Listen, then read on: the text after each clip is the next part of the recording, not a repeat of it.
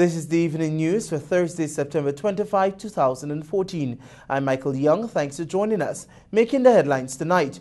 New campaign to be launched during GAIExpo 2014. The PPPC says Kaichor, Stabroek sexed up APNU's protests. Agriculture Ministry to launch Eat What You Produce campaign. Elderly woman charged for cocaine possession. Guyana to calculate its slavery reparations from Britain. Nandlal to head Guyana's delegation at key Miami meeting. An Argentine guitarist to tour Guyana. It's now time for the news in detail. Let's tell you first that the People's Progressive Party Civic says that the opposition's recent country-wide protest was a miserable failure that was hyped by sections of the media. Let's have more details in this report. The PPP says that the recently launched protest action by APNU was everything short of a success and exaggerated by the Stabroek and Kaichor News. In a release to the media today, the party said that the protest was scantily attended in Georgetown and even worse in northern municipalities. The PPP said that the opposition has become desperate and all threats of protest actions should be ignored. It was noted too that the protest action was a ploy to distract from the payout of education grants of $10,000 for every school child and a positive impact from the $1 billion cleanup campaign. The People's Progressive Party has called on all Guyanese to reject the protest calls by Granger and the Partnership for National Unity. The protest action on Tuesday is one of many that is planned by the coalition after President Ramattar ignored a recent ultimatum to set a date for local government elections. Thanks, Svetlana. Agriculture Minister Dr. Leslie Ramsamy today launched Agriculture Month 2014, which he says will place emphasis on eating what you produce. Minister Ramsamy said the initiative is a call to all Guyanese to target diets and menus which make maximum use of what is produced in Guyana. I cannot say that by the end of October 2014 that we will be able to say that 100% of what's in the plate is produced in Guyana. But we are hoping that we get near to that. During the launch of Agriculture Month earlier today, the Agriculture Minister emphasized that the goal is to make sure that all that is eaten by Guyanese come from what is produced in Guyana, a clear preference for what local farmers and factories produce. While Guyana has no intention of banning foreign products, Minister Ramsamy said the Eat What You Produce campaign is designed to inform the Guyanese populace of its potentials in producing virtually anything that is needed. We are calling on all restaurants, all businesses in Guyana to adopt the Eat What We Produce campaign as their own, so that all their menus will include as much of what we produce. He said what is carried by businesses will exhibit what is produced locally. A 53-year-old woman was today fined $3,000 for having possession of narcotics when she appeared at the Georgetown Magistrates Court before Magistrate Judy Latchman. Avril Thomas Smith pleaded guilty to the charge, which stated that she, on September 23 at High and Hatfield Streets, Georgetown, had in her possession 1 gram of cocaine contained in a Ziploc bag. The woman, who spoke with a foreign accent, stated that it was her first time before she sought the leniency of the magistrate. She apologized to the court for wasting its time. The magistrate then placed her in 52 consecutive Saturdays of community service, beginning from September 27 at the Brickdam Police Station. Unlike other Caribbean nations, the Guyana Reparations Committee will be considering a number of fractions as it calculates its percentage out of the £7.5 trillion owed to the Caribbean countries by the owners of the transatlantic slave trade. Alexis Rodney reports. In countries such as Jamaica, emphasis is being placed on paying off the country's national debt of £2 trillion and setting the nation on a new economic path. The figure is based on the National Commission of Reparations calculation of Jamaica's 30.64% of the $7.5 trillion calculated by British academic theologian Dr. Robert Beckford as being owed by Britain to its former colonies. Speaking to the Evening News via telephone on Wednesday, Dr. Phillips said The Reparations Committee in Guyana will be taking many things into consideration when it calculates the amount of money owed to slave descendants here. Phillips said African Guyanese must be compensated for the 217 years of toil by their foreparents building the country and clearing some 15,000 square miles of land. According to him, history has recorded that Africans who have been here since 1621 had driven back the sea and had cleared, drained, and reclaimed 15,000 square miles of forests and swamps. This is equivalent to 9 million acres of land, he noted. The transatlantic slave trade brought over 10 million captured Africans to work as chattel slaves in sugar and cotton plantations throughout the Caribbean and the Americas. It was the largest forced migration in human history. According to Dr. Phillips, slaves brought to the shores of Guyana were worth double times more than those taken to other Caribbean countries. Today, CARICOM nations have a population of 16 million, and the diaspora in the United States, Canada, and Europe is about 4 to 5 million people. For the evening news, I'm Alexis Rodney.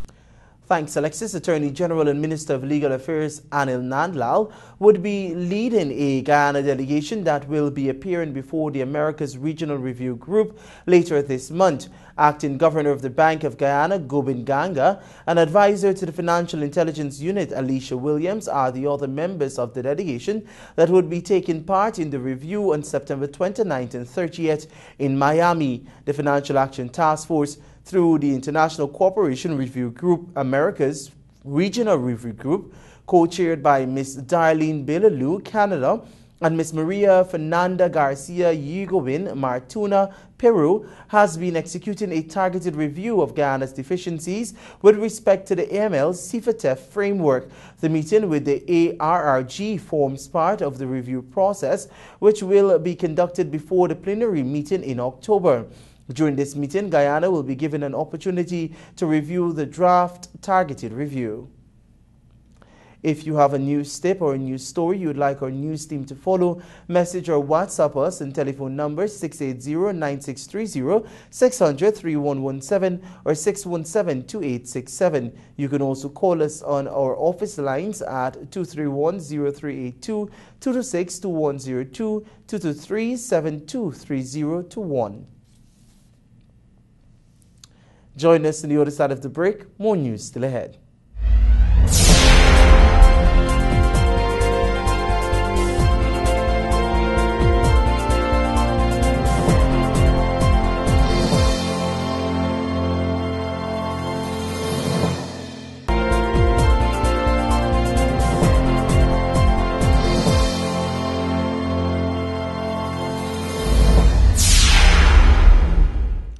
You're watching the evening news. Welcome back. In a bid to revolutionize the insurance industry in Guyana, Raj Singh Insurance Brokers has launched their website today to enable them to meet the growing needs of their clients. Details in this report. Chief Executive Officer Raj Singh remarked that the company has always been a leader when it comes to insurance. The launch of the company's website will facilitate clients or potential clients to interact with the company when they are unable to visit its headquarters. The launch came at a time when social media seems to be the new way to interact and keep abreast of what is happening. Basically, we have a Facebook page also, Twitter feed also. So it's very interactive in the social media circles, and it's more interactive in terms with the quotes, right? Somebody could just fill in a quote request form, a few simple information, and it comes directly to our system here, and we'll be able to quote that person almost immediately. All right, so that's a new innovation. I don't think anybody in Guyana, I think just one other broker has a website in Guyana, and so this, we've had ours, another one before, which we have scrapped and replaced with this new one. So we have a strong desire to change and make things comfortable and happy for our customer base. RSI is catering for the needs of its customers who may not have the time to visit its offices to be able to transact their business in an efficient and timely manner. Singh informed this newscast of some of the unique features the website has that enables better company-client interaction. The launching of this website will now address another gaping need of another segment of our customer base that is rapidly developing within our economy. Our website will be fully functional with all types of systems, be it desktops, tablets, or mobile phones. Persons will now be able to arrange insurance cover through their mobile phones and obtain proof of such cover immediately. The website was constructed by Jirendra Prasad of GX Media. A 28-year-old Mason was today charged for conspiracy to commit a felony and uttering a false document. Stanley Bisnott appeared at the Georgetown Magistrates Court before Magistrate Judy Latchman. It is alleged that the defendant between Saturday, September 23, 2012 and Tuesday, September 23, 2014 in Georgetown conspired with persons unknown to obtain a false machine-readable passport R01892A3 in purporting to show that it was issued from the Central Immigration and Passport Office. Again, on Tuesday, September 23, 2014, he uttered to Constable Timothy Williams the said passport while at the Chedijagan International Airport. He was released on $160,000 bail, and his next court appearance will be on the 29th of September. The Environmental Protection Agency is currently interviewing a number of candidates for the new position of litter wardens for Regions 2, 3, 5, 6, and 10. More details in this story. The Environmental Protection Agency had conducted interviews with persons who had applied for the new position of litter wardens earlier today. Sharifa Razak, part of the Public Relations Department for the Environmental Protection Agency, indicated that the interviews are an ongoing implementation to get officials in all regions to target the issues of littering. Minister of Natural Resources Robert Prasad at a cleanup campaign had indicated that it is absolutely necessary to get tough with this issue to enforce the seriousness and importance to all Guyanese. We are not reaching the level in terms of persons recognizing that their own action in terms of the wanton and indiscriminate disposal of waste, there's a gradual change in that, but what we see much more positive impact is people doing something, persons standing up, persons supporting initiatives such as this. It's no excuse for persons to be offloading their garbage in any manner and anywhere that they feel. That is totally wrong. And in fact, I want to remind persons that it is now a criminal offense to do so under the new litter regulations. So, you can be fined, you can pay a heavy penalty, and even face imprisonment. There are currently 12 litter wardens across Georgetown. However, they are sometimes called away in other regions if a complaint is highlighted by a concerned party. Noting that Georgetown is known for its large accumulation of garbage and littering, Mr. Razak remarked that the growth of the number of litter wardens will certainly ensure this is avoided. As the Mexican Embassy continues to roll out activities in observance of Mexico's Independence Day, September 16, a grand exhibition of legendary photos from one of the country's most acclaimed museums is being held at the embassy. Details in this story. The exhibition, titled From the Kitchen to the Eyes, features classic photos of archaic dining rooms and kitchens from Mexico's pre-modernization era between 1900 and 1961. It will run until Friday at the embassy's Brick Dam location.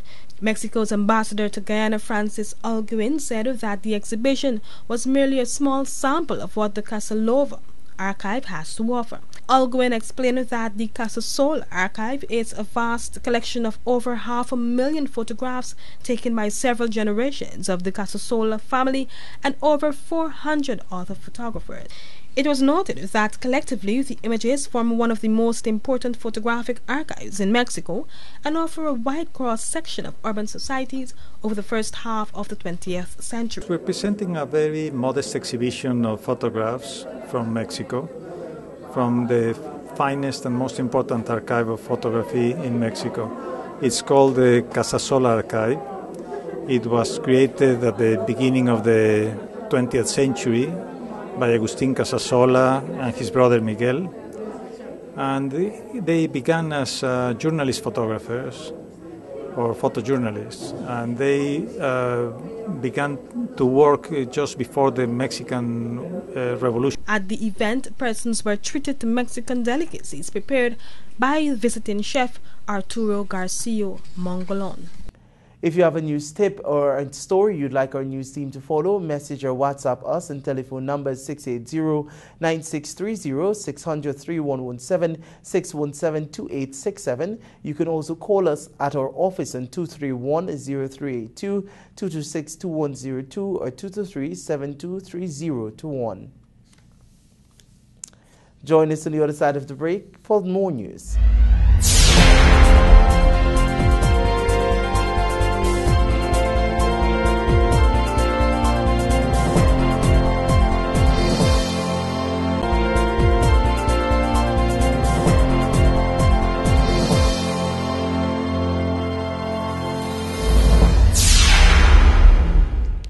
Thanks for staying with the Evening News. The Georgetown Chamber of Commerce and Industry on Thursday held another entrepreneurship workshop at Duke Lodge.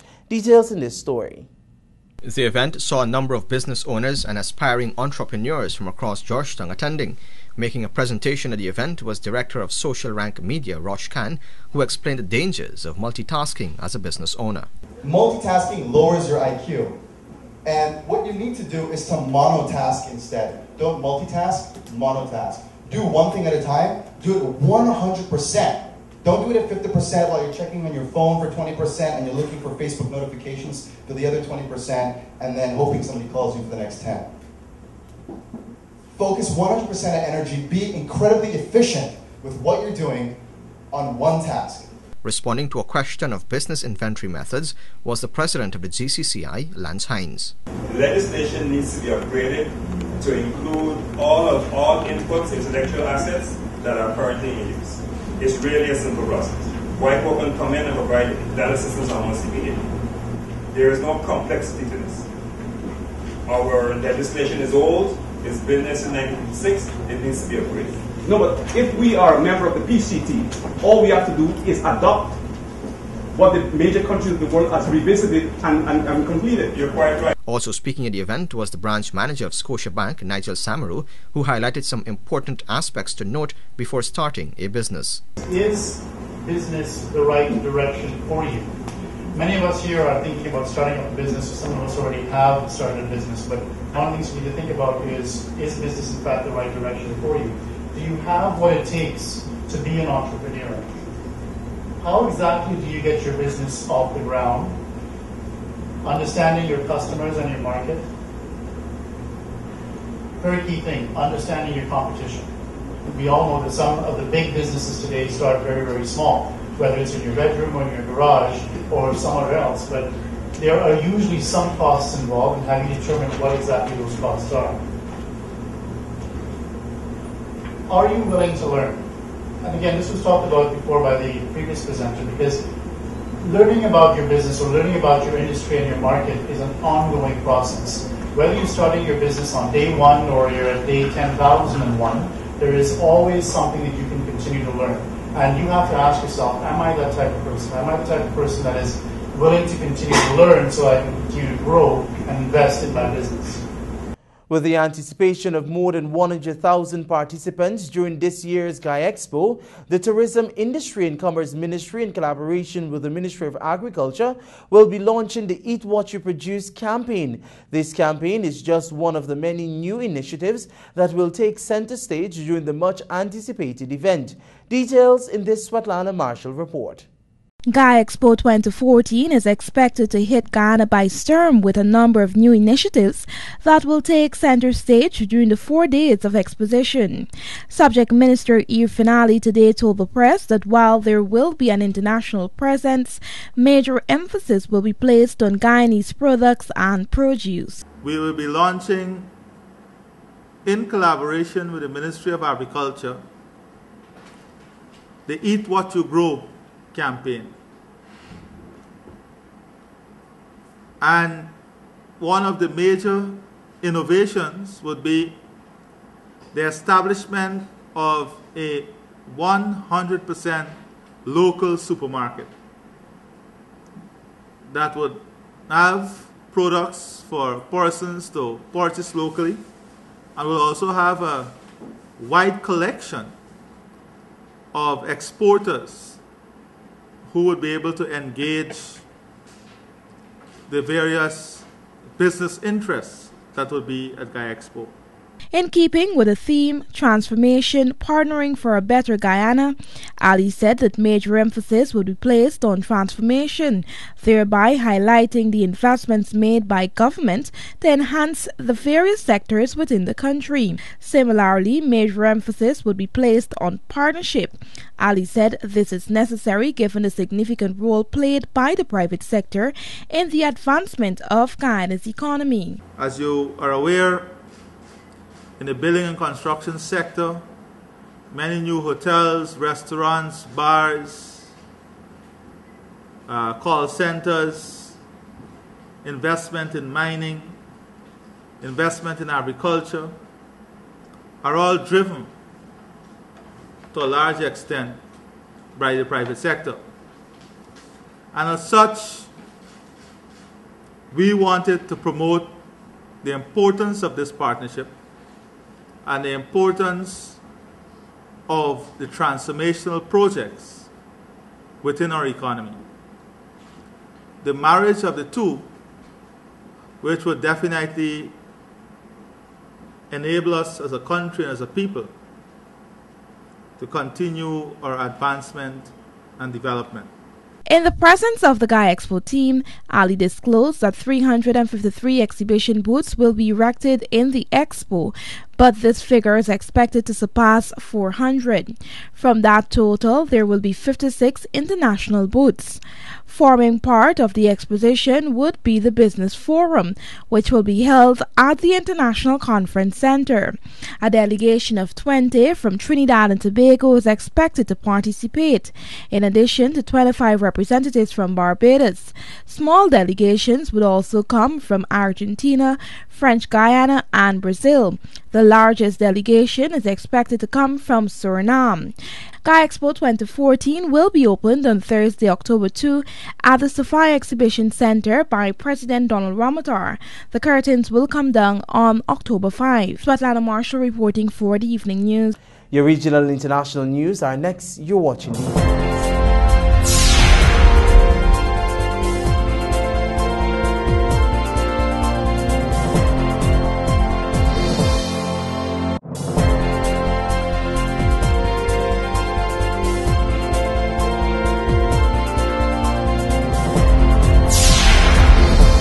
Welcome back. Thanks for staying with Evening News. Let's take a quick look together at the regional and international news. Jamaica's Director of Public Prosecutions, Paula Llewellyn, on Wednesday withdrew the corruption charge against jailed dancehall entertainer Vybz Kartel and two other people. Kartel, whose real name is Palma, and entertainer Gaza Slim Vanessa Sadler, had been charged with attempting and conspiracy to pervert the course of justice in 2011. Another person, Andre Henry, was also facing the same charges. The charges were brought after Sadler filed a police report claiming that she was robbed at gunpoint by a man she identified as Clive Lizard Williams. But when the matter came up for trial in the Corporate Area Criminal Court, the DPP, through one of her attorneys, entered a nolle prosequi, putting an end to the trial of the singer, who had been sentenced to life in prison for murder in April. The DPP explained that she was withdrawing the matter pending the outcome of Kartel's appeal against his current conviction. Now, internationally, Pope Francis has sacked a Paraguayan bishop who has been accused of protecting a priest suspected of sexually abusing young parishioners. The Vatican said that the Holy Father has decided to replace Monsignor Rogelio Laveres Plano as Bishop Ciudad del Este. It is the second time in a week that Pope Francis has taken disciplinary action over clerical sex abuse scandals in Latin America. He has promised zero tolerance. It's now time for a look at your bridge reports. The Damara Harbour Bridge is expected to be closed from 5 hours on Thursday, September 25 for a period of 1.5 hours. The Burbage River Bridge is expected to be closed from 5 hours 10 on Thursday, September 25 for a period of 1.5 hours. Join us on the other side of the break for your sport news.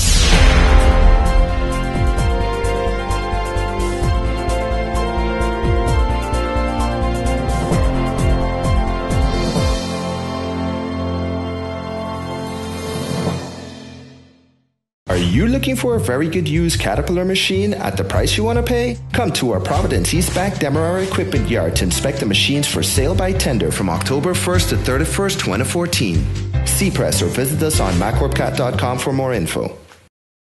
Are you looking for a very good used Caterpillar machine at the price you want to pay? Come to our Providence East Bank Demerara Equipment Yard to inspect the machines for sale by tender from October 1st to 31st, 2014. See press or visit us on maccorpcat.com for more info.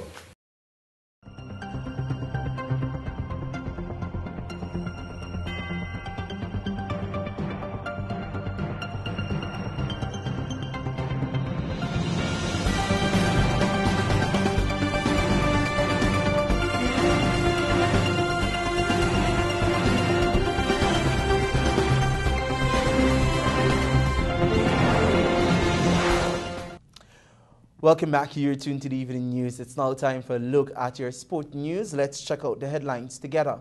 Samuels Taylor back in Windies ODI squad. Green positive about rugby's future. GCA and Malta Supreme team up for under-13 cricket. And Kolkata Knight Riders extend winning streak to 12. The news is brought to you with the kind compliments of MacCorp. Are you looking for a very good used Caterpillar machine at the price you want to pay? Come to our Providence East Bank Demerara Equipment Yard to inspect the machines for sale by tender from October 1st to 31st, 2014. See press or visit us on maccorpcat.com for more info. Are you looking for a very good used Caterpillar machine at the price you want to pay? Come to our Providence East Bank Demerara Equipment Yard to inspect the machines for sale by tender from October 1st to 31st, 2014. See press or visit us on maccorpcat.com for more info. Welcome back. Let's have a look at the news in detail. West Indies have recalled a trio of experienced players, batsman Marlon Samuels and Dwayne Smith, and fast bowler Jerome Taylor for the one-dayers in India next month. Guyana batsman Leon Johnson, who made his test debut earlier this month against Bangladesh, has also been called up. Chris Gayle will miss the series as he is still rehabilitating from injury. Others missing out are batsman Kirk Edwards and left-arm spinner Nikita Miller. The first of 5 ODIs against India is on October 8 in Kochi. The Georgetown Cricket Association has partnered with Banks DIH Limited under its Malta Supreme brand for the staging of the annual Under-13 cricket competition for clubs in the city. Avinash Ramzan has details in this report. At a simple launch at Banks DIH Sports Club at Thirst Park, the company presented a cheque for an undisclosed amount to President of the Georgetown Cricket Association, Roger Harper. Harper, who is an advocate for development of cricketers from a young age, said the association is grateful for the partnership with Banks DIH Limited, noting that sponsorship is critical to the growth of the game. We had a fantastic tournament last year. The kids enjoyed it, and the parents were very enthused by it, and that's what it's about, getting the young kids involved from an early age and looking to build on that. And we're thankful for Banks for their support, and we look forward to building a long and fruitful relationship. Harper, a former West Indies Test and one-day player and former West Indies coach, pointed out that the competition provides an opportunity for youngsters to showcase their talents.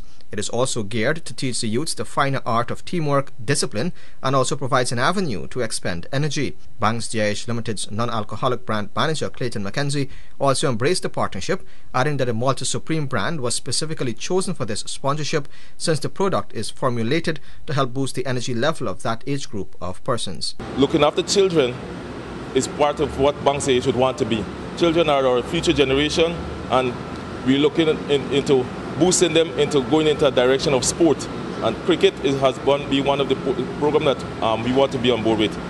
Banks DIH has selected Malta Supreme to be part of this competition and has done so in previous years because of its attributes that synchronize with sports individuals. The 8-team tournament will bowl off this Saturday with several games in the city. It will be a 25 over per innings competition. Thanks, Avinash. President of the Guyana Rugby Football Union, Peter Green, is confident Guyana can hold its own on the world stage. Green made a disclosure following the Banks DIH Sevens finals. More details from Tristan Joseph. After watching the days play, and knowing that the heat, it's always over 90 degrees here, I will tell you something.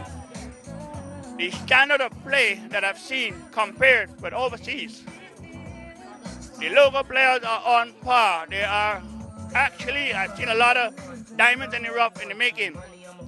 We have good players. We're going to do well. Those were the words of Peter Green after watching the University of Guyana come back to defeat the Yamaha Caribs in the Banks DIH Sevens. Green was enthusiastic of the current crop of ruggers that he gave a timeline for their development.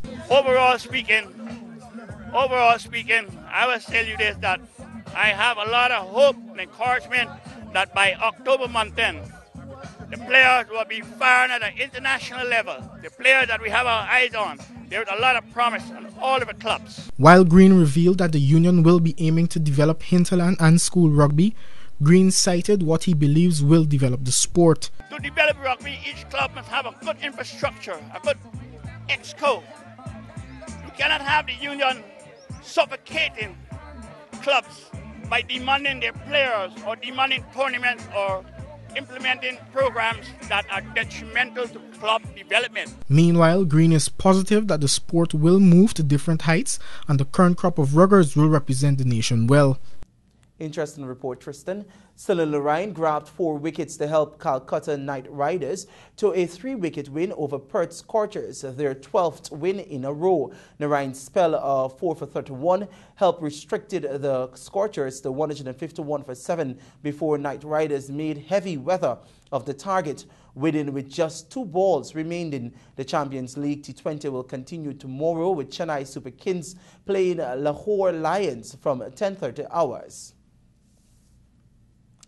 And that has brought us to the end of the evening news for today, Wednesday, September 24, 2014. Please remember to get a copy of tomorrow's edition of the Ghana Times for details of these stories and others. I'm Michael Young, thanking you very much for joining us. Goodbye.